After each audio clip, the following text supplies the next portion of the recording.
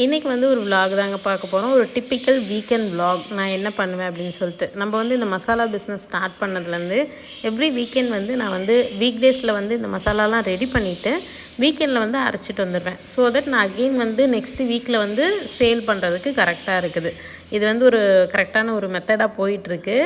வீக்கெண்டில் ரெடி பண்ணி வச்சுட்டேன் அப்படின்னா வீக் டேஸில் அரைச்சி எடுத்துகிட்டு வந்து நல்லா ஆற வச்சிட்டேன். ஏன்னா நான் அரைக்கிறத விட அது எந்த அளவுக்கு கூலிங் ஆகுதோ, நான் வறுத்ததுக்கப்புறமும் நல்லா கூல் டவுன் ஆனதுக்கப்புறம் தான் அரைக்கணும். அரைச்சதுக்கப்புறமும் நல்லா கூல் டவுன் ஆனதுக்கப்புறம் தான் பேக் பண்ணணும். அப்போ தான் வந்து ஷெல்ஃப் லைஃப் வந்து ரொம்ப நாள் வரும். இன்றைக்கி வந்து இது சாம்பார் பொடி அரைச்சிட்ருக்கேங்க. சாம்பார் பொடி, இட்லி பொடி, பூண்டு பொடி, இது வந்து ரொம்ப வந்து டிமாண்டிங்கில் போயிட்டுருக்கு நம்மக்கிட்ட. எவ்வளோ ஒரு கலர்ஃபுல்லாக இருக்குது பாருங்கள். ஆனால் எந்த ஒரு என்ன சொல்கிறது, காஷ்மீரி ரெட் சில்லி கூட நான் ஆட் பண்ணல கலருக்காக.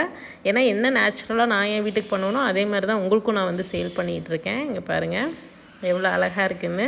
அழகாக இருக்குது இந்த சென்ஸ், ஆத்தென்டிக்காக இருக்குது பாருங்கள். அந்த பூண்டு கூட அப்படியே வந்திருக்கு. இங்கே பாருங்கள், இதுதான் வந்து இன்றைக்கி வந்து ஃபஸ்ட்டு திங் காலையில். ஏன்னா காலையில் வந்து நான்வெஜ் எதுவும் பண்ணல, அதனால் ஃபஸ்ட்டு ஒர்க்காக நான் அதை முடிச்சுட்டு வந்துட்டேங்க.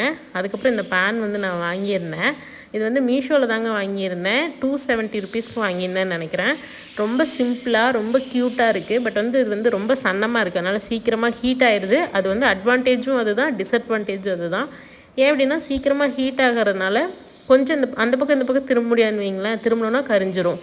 அந்த மாதிரி இருக்குது. நான் லாஸ்ட்டாக இதில் குக் பண்ணி காமிச்சிருக்கேன். ஹேண்டில் ரொம்ப ஸ்ட்ராங்காக ஸ்டர்டியாக இருக்குங்க. பட் வந்து இந்த ஃப்ரை பேன் பார்த்திங்கன்னா இந்த சைஸ் தான், குட்டி தான். எனக்கு வந்து யூஸ் பண்ண ரொம்ப பிடிச்சிருக்குங்க. இது இன்னும் கொஞ்சம் குவாலிட்டியாக இருந்ததுன்னா நல்லா இருந்திருக்கும். பட் 270 நம்ம பே பண்ணதுக்கு ஒர்த்தான்னு கேட்டிங்கன்னா கண்டிப்பாக ஒர்த்து தாங்க. நம்ம பேஜில் இட்லி பொடி, பூண்டு பொடி, சாம்பார் பொடிக்கு அடுத்ததாக வந்து நல்லா சேல் ஆகிட்டுருக்கிறது அப்படின்னா இந்த குளியல் பொடிங்க, பாத் பவுடர். இது வந்து ரொம்ப சூப்பராக இருக்குதுங்க. இது வந்து நல்ல ரெஸ்பான்ஸு. இப்போ ஒரு 15 டேஸாக யூஸ் பண்ணவங்களாம் ஸ்கின்ல நல்ல டிஃப்ரென்ஸ் தெரியுதுன்னு கூட சொல்கிறாங்க. அதெல்லாம் பார்க்கும்போது ரொம்ப சந்தோஷமாக இருக்குது. பட் என்னால் நானே எல்லாத்தையும் மேனேஜ் பண்ணுறதுனால என்னால் வந்து எல்லாத்தையும் சரியாக ஷேர் பண்ண முடியல. இந்த வீடியோவே பார்த்திங்கன்னா நான் எடுத்து வந்து 10 டேஸ் ஆகுது. நான் இன்றைக்கி தான் ரெடி பண்ணிகிட்ருக்கேன் போஸ்ட் பண்ணலான்னு சொல்லிட்டு. ஸோ அதனால் வந்து எல்லாத்தையும் என்னால் மேனேஜ் பண்ண முடியல. நிறைய ஃபீட்பேக்ஸ் எல்லாம் வந்து ஸ்க்ரீன்ஷாட் எடுத்து வச்சுருக்கேன். அதெல்லாம் நான் ஒவ்வொன்றா அவங்களோட ஷேர் பண்ணிக்கிறேன்.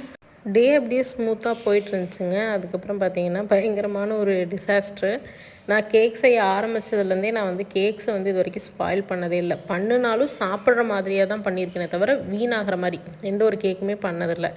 இப்போ இந்த 6 இயர்ஸில் வந்து ஃபர்ஸ்ட் டைம் வந்து ஸ்பாயில் ஆனதுன்னா இதுதான். அதுவும் ஒரு பெரிய பஞ்சே வந்து ஸ்பாயில் ஆயிடுச்சு. ஒரு 5-6 ஆர்டர் வந்திருந்ததுங்க. அது எல்லாமே வந்து கொடுக்க முடியாமல் போயிடுச்சு. எனக்கு பெரிய லாஸும் கூட. நான் இன்வெஸ்ட் பண்ணது இது எல்லாமே ப்ளம் கேக்கு. ஸோ நான் நிறைய ஃப்ரூட் அண்ட் நட்டு, ஆரஞ்சு, ஃப்ரெஷ் ஜூஸு எல்லாமே யூஸ் பண்ணியிருந்தேன். ஸோ அதெல்லாமே எனக்கு ஒரு எக்ஸ்பீரியன்ஸ் தான். இதில் வந்து நான் ஒரு விஷயம் கற்றுக்கிட்டேன். பட் ஸ்டில் கொஞ்சம் பெரிய லாஸ்ன்னு தான் சொல்லணும். பட் ஓகே, நான் வந்து அதை பாசிட்டிவாக எடுத்துட்டேன். பட் என்னென்னா என்னோடய கிளைண்ட்ஸ் எல்லாத்துக்கிட்டையும் முடியலைங்க, தர முடியலன்னு சொன்னது வந்து ரொம்ப கஷ்டமாக இருந்தது. அவங்க ரொம்ப எக்ஸ்பெக்ட் பண்ணிகிட்டு இருந்தாங்க. பட் பரவாயில்ல, எல்லா கிளைண்ட்டுமே புரிஞ்சுக்கிட்டாங்கன்னு வச்சுக்கோங்களேன்.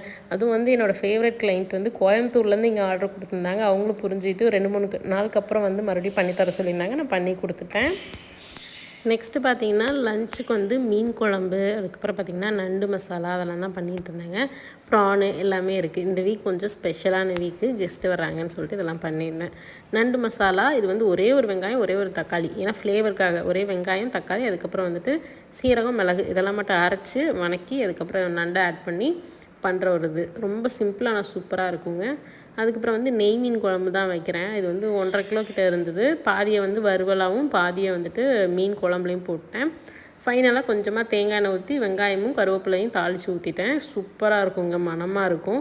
கொஞ்சமாக வந்து ரெட் சில்லியும் தாளித்து ஊற்றுனீங்கன்னா நல்லா கலர்ஃபுல்லாகவும் இருக்கும். ரெட் சில்லி பவுடரும் தாளித்து ஊற்றுனீங்கன்னா.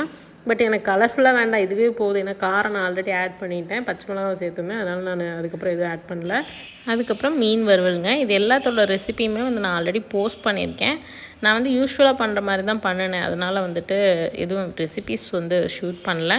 பட் உங்களுக்கு இந்த ரெசிபீஸ்லாம் வேணும்னா சொல்லுங்கள், நான் கமெண்ட்டில் சொல்லுங்கள், நான் லிங்க் ஷேர் பண்ணுறேன். அதுக்கப்புறம் குட்டீஸ்க்காக கீ ரோஸ்ட் பண்ணேங்க. கீ சூடு பண்ணிவிட்டு கொஞ்சமாக கருவேப்பில்லை, அதுக்கப்புறம் வந்து ப்ரான்ஸ் மேரினேஷனுக்கு பார்த்திங்கன்னா கொஞ்சமாக வந்துட்டு மஞ்சத்தூள், அதுக்கப்புறம் வந்துட்டு வரமிளகாத்தூள், ஃபைனலாக வந்துட்டு கொஞ்சம் பெப்பர் ஆட் பண்ணேன். ஸோ இது 2 தான், மஞ்சத்தூளும் வரமிளகாத்தூளும், தேவையான அளவு உப்பு, இதை மட்டும் போட்டு கீழே அப்படியே ரோஸ்ட் பண்ணி எடுத்துட்டோம்னா ஃப்ளேவர்ஸும் இருக்கும். அதே சமயம் வந்து குட்டீஸ்க்கு ரொம்ப காரமாகவும் இருக்காது.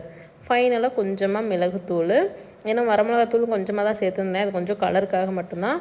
காரம் பார்த்திங்கன்னா இந்த பெப்பர் காரம் தான், கொஞ்சமாக பெப்பர் காரம் மட்டும் இருந்ததுன்னா குழந்தைங்க சாப்பிட்றதுக்கும் நல்லா விரும்பி சாப்பிடுவாங்க. ஸோ கீயெல்லாம் நல்லா செப்பரேட் ஆகிடுச்சு பாருங்கள். இது குக் ஆனதுக்கப்புறம் அப்படியே எடுத்து வச்சுருங்க.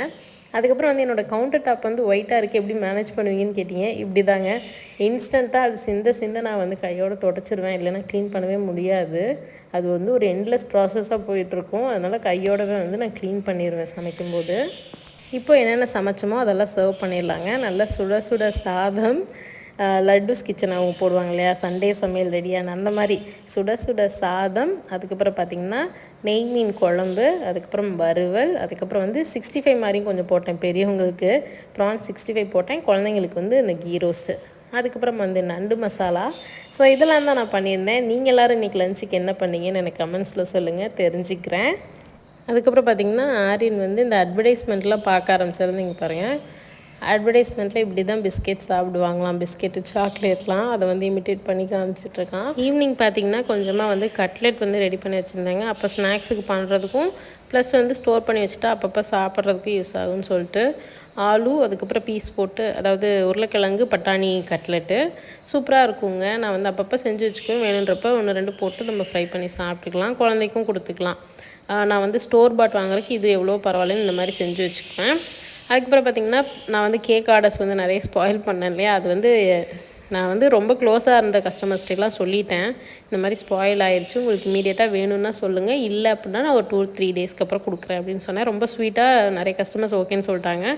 ஒரு கஸ்டமருக்கு வந்து என்னால் சொல்ல முடியல, ஏன்னா அவங்க ஃபர்ஸ்ட் டைம் ஆர்டர் பண்ணியிருந்தாங்க, அதனால் வந்து மறுபடியும் வந்து அவங்களுக்கு செஞ்சு நான் டெலிவரி கொடுத்துட்டேங்க.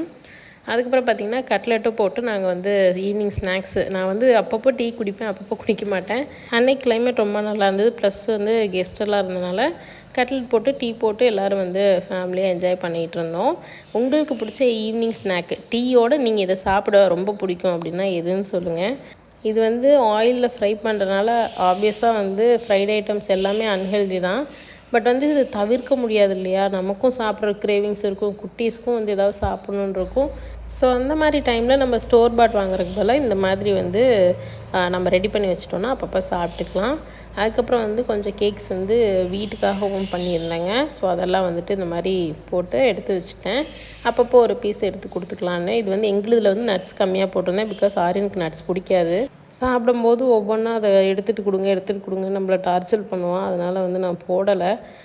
நம்மளுக்கு வந்து நட்ஸ் கம்மியாக போட்டு பண்ணிக்கிட்டேங்க. நம்ம பொடி ஐட்டம்லாம் சேல் பண்ணிகிட்ருக்கோம், உங்களெல்லாம் நிறைய பேருக்கு தெரியும், நிறைய பேர் எங்கிட்ட ஆர்டர் பண்ணி வாங்கியிருக்கீங்க. ஸோ அதுக்கெல்லாம் ரொம்ப பெரிய நன்றிங்க. இந்த மாதிரி ஒரு ஸ்மால் பிஸ்னஸை சப்போர்ட் பண்ணுறதுக்கு ரொம்ப பெரிய நன்றி. நீங்கள் வந்து யாராவது பொடி ஐட்டம்ஸ் வாங்கணும்னு விரும்புனீங்கன்னா எனக்கு வந்து கமெண்ட் பண்ணுங்கள், இல்லை வாட்ஸ்அப்பில் மெசேஜ் பண்ணுங்கள். Okay guys, bye bye.